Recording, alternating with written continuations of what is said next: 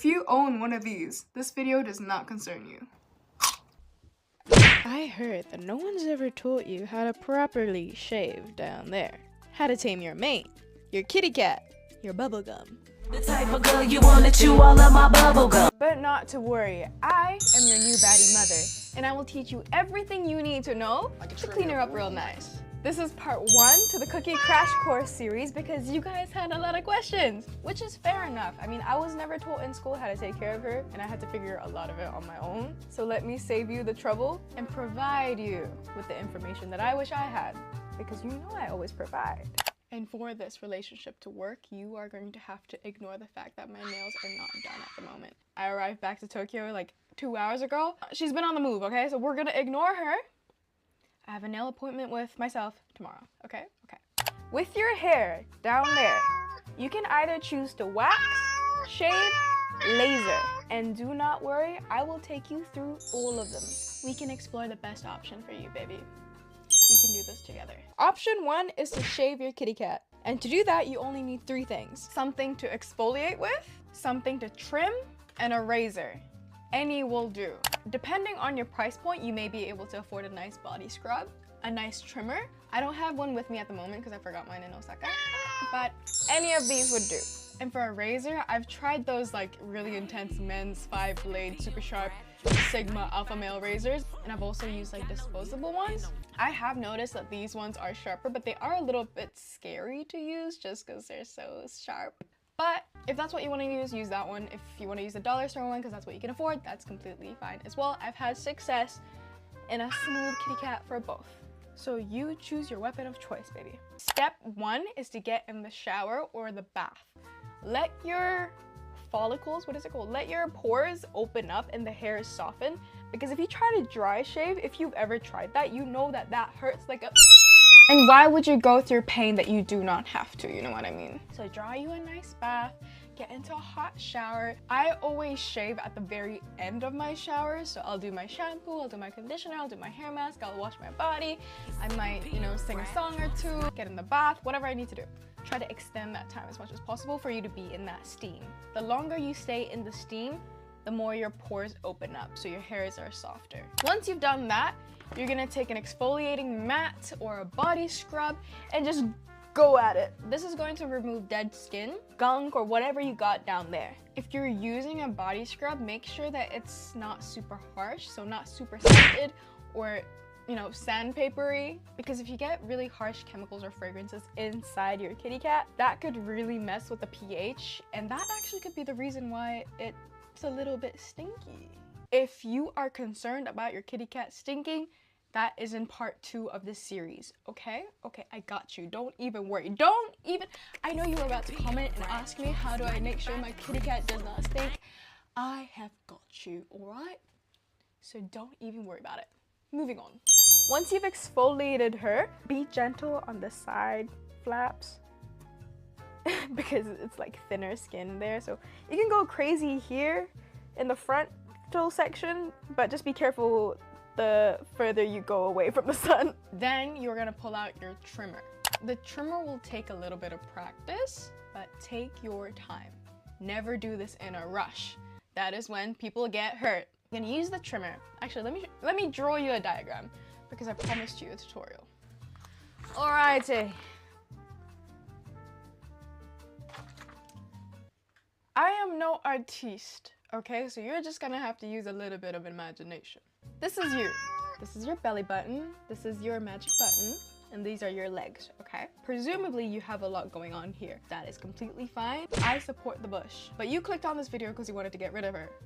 So I'm just here to tell you how to do that. You're gonna take your trimmer, pretend this is her, and you're gonna take it to a setting of about 2 to 5 millimeters. What you're trying to do is eliminate the chunk of the hair, because if you try to shave with your, you know, forest right here with a razor, the hair is just gonna get caught here and you're gonna start pulling stuff and it's just gonna hurt and it's gonna be a big mess, and we don't want that. What we're trying to do is just trim the hair so you get closer to the skin. The same thing when someone's trying to be bald or achieve that, like, you know, look. You have to go in with a trimmer first and then they go in with the razor, because try shaving this with this It's not gonna happen.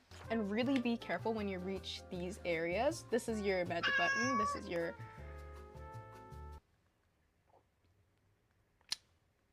back hole.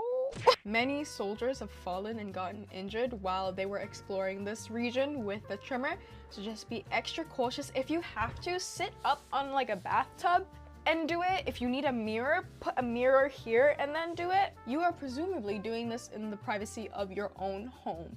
In your own privacy, do whatever you need to do to feel safe and comfortable to do this. Once you have a buzz cut, or something close to a buzz cut, you go in with a brand new razor.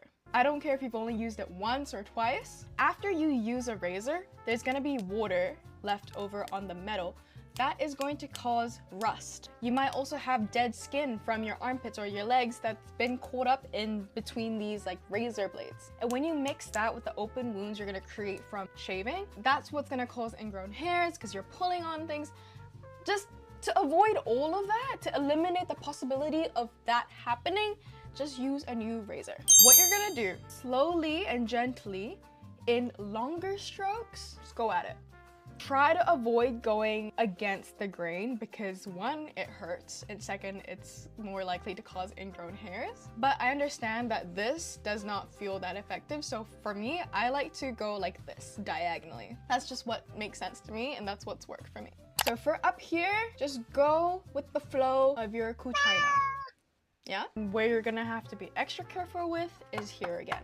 Now, your hair is probably going like this. Your hair is probably going inwards like this, right? So naturally, you might want to just go like this, but I've found that it makes it really likely to cut your roast beef, your flaps, your curtains, when you do this method.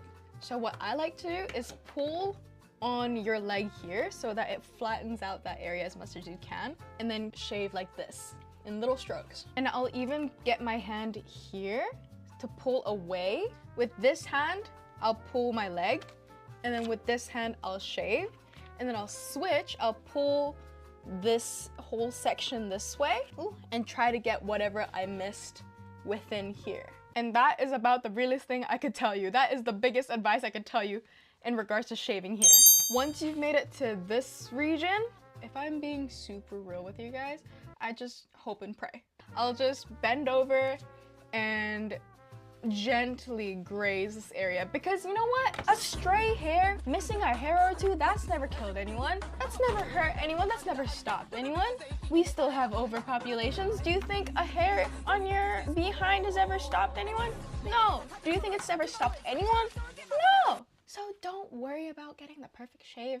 The human body is beautiful. You are beautiful. You are much more than a clean shave. And if whoever you are with that gets to see your kitty cat are complaining, then they can leave. Okay? I'm glad we got that straight. Now, once you have reached bald eagle or whatever hairstyle you choose to do, a landing strip, a star, a signature, I don't really do that, but I can understand if you just want to shave this area, if you just want to shave up here. Do whatever hairstyle your heart and kitty desires. I've heard a lot of people recommend putting oil on here after you shave, but personally I felt like that's kind of unnecessary and sometimes can even irritate that area. So what I usually do is just wear like very loose shorts or just nothing at all for that night. Just put on like really loose pajama pants, and that's usually fine for me. Like I don't really have trouble with ingrown hairs or anything. And depending on the speed of which you grow your hair, this would last you maybe a day, the bald eagle, or it can last 2 days, 3 days. The next option is the laser. Now you can get lasered at a salon, or you can laser at home. I've tried both and I found that I prefer to do it at home. I have my reasons, you probably have your reasons, so you have your pick. This is the at-home laser kit I use. It's from Amazon. There's heaps of options. I'll link this in the description if you want the same one. It comes with these for protection. Because what do baddies do? We stay protected in all circumstances. And you'll probably get something similar to this. Now what this does is send out these really strong light waves that's gonna kill hair follicles, the baby hair bean that you have underneath your skin. So by repeatedly killing that little nugget, your body will go, all right, fine, I'll just stop creating these beans for you because you're not appreciating them and you keep killing them. And that is how laser works on all parts of your body. I have found that the best method of hair removal for me is shaving and following up with a laser treatment. What I'll do is I'll shave maybe once every 2 weeks because then the hair doesn't get too long to where I need to, bust out the trimmer. And I'm also not shaving too often to the point where my skin is really irritated because that also creates ingrown hairs and an inflammation. It's just not a good time.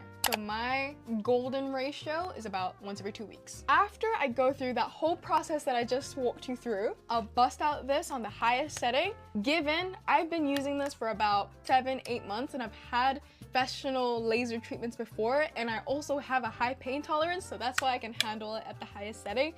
But if you are a beginner, start at the lowest setting, please, because it can shock you how painful this can be. So I'll usually just lay here, butt-ass naked, and go at each area. Follow your instructions on your laser hair removal tool. What this will do is over time, it will slow your hair growth process, so you won't have to shave as much. And the more you do it, the thinner your hair gets, to the point where you'll barely even have hair anymore.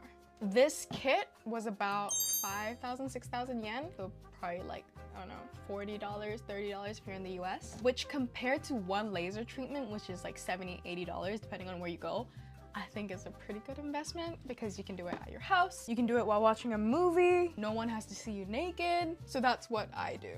And now your third option is to wax. I've tried wax strips, professional waxing, and also sugar waxing, all of which have hurt like a bitch. I can understand the appeal because you're getting the hair from the root and it can be really, really smooth if you get it done right. But for me, it's just too much pain too often. And it's just a hassle to find a waxing salon in Japan as well because it's not really a thing here. So from my experience, I can tell you that it hurts. It is effective. You'll get it super smooth. It can be a little expensive and a little inconvenient to do because you have to actually get someone to do it for you, or you can do it at home. But oh my god, in my experience waxing my own kuchina at home, it hurts so bad that I can't even get myself to rip it off. So I had an at-home waxing kit and also wax strips, but I never really used it that much. I used it maybe 6-7 times because it hurt so bad that I just kept putting it off. So that was the year of the bush. But anyways, that is waxing. And that is how you groom your kitty cat like a pro. I'd also really like to preface that keeping your hair maintained on your kitty cat isn't just an aesthetics thing, but it's also a hygiene thing. I found that keeping the hair maintained also helps reduce odor and that moisture, and I don't know what it is in English, but called mureru. The same logic of, getting your hair trimmed or washing your scalp to reduce the stinkiness. I have noticed that it applies to her as well. Because, I love a bush just as much as the next girl, but keeping all that hair there, it's inevitable for it to get tangled. It's also gonna build up moisture and dead skin cells. And especially on your period too, you can get your period blood stuck in there or period clots. Hair can get stuck on your pad. I've just found that it works better for my life and the convenience of my life if I have her maintained on the daily basis. But please know that having a bush is a-okay. I love a bush just as much as the next diva. Always remember that what you do with your kitty cat is completely up to you. So don't ever feel like you need to look a certain way, you need to have a certain hairstyle. There is absolutely no expectation of what your kitty should look like. There's no normal. All of them look different. Just how in daily life we all have different hair texture, different hairstyles, different hair colors. Just like the hair on your head, everybody's entitled to have their own preferences for their kitty hair. Anyways, that brings us to the end of the video, guys, and I'll see you all soon. Bye! Make sure you check out the other 2 videos.